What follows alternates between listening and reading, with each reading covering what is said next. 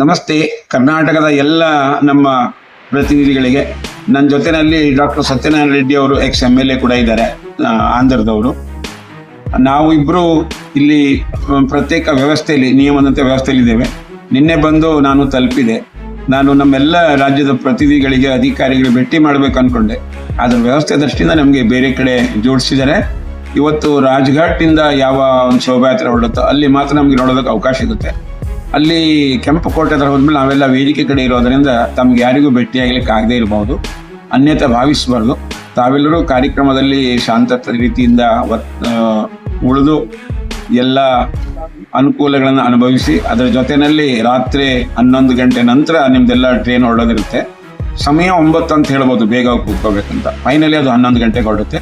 ಹೀಗಾಗಿ ಸುರಕ್ಷಿತವಾಗಿ, ಸಂತೋಷದಿಂದ, ಖುಷಿಯಿಂದ ಕಾರ್ಯಕ್ರಮದಲ್ಲಿ ಭಾಗವಹಿಸಿ ಹಾಗೆ ಊರಿಗೆ ತಲುಪಿ ಅಂತೇಳಿ ಪುನಃ ನಾನು ವಿನಂತಿ ಮಾಡ್ಕೊಳ್ತೇನೆ.